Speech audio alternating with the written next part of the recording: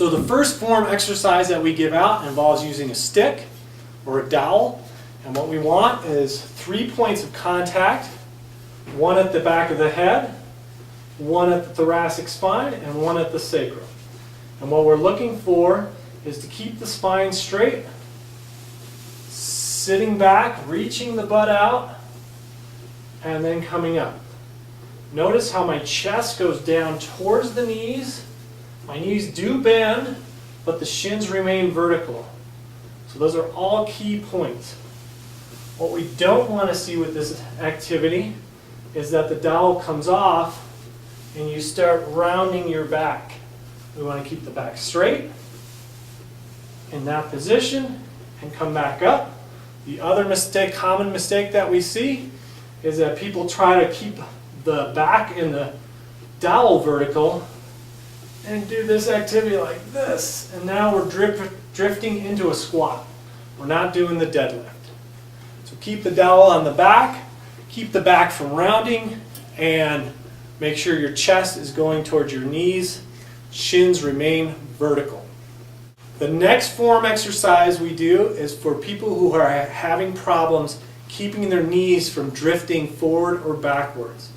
And what we want to see is this nice form where the knees do bend, but the shins are vertical. Chest towards knees. You're going to hear that 100 times. And that's what you have to work on or perfect. So if you are having trouble where your knees are going forward or your knees are drifting backwards, we use a chair. We have you step up to the chair and lightly touch your tibia to the top, and then you just keep that contact while you go down and you're reaching for the seat. So the other thing I tell people is look for your forehead to get to the back of the chair. Sticking the butt out, I'm not losing contact, coming up and down.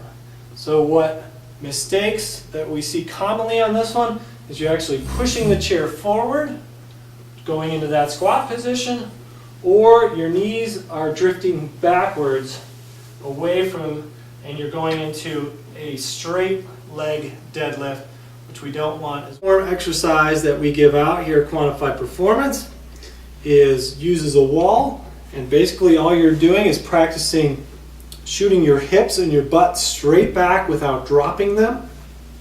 And we want to get the correct distance away from the wall. All we're doing is going back till I touch, keeping the back straight.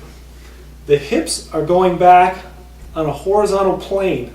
They're not dropping down. So what I want to do is just move forward a tiny bit. Practice that again. I can touch pretty easy there.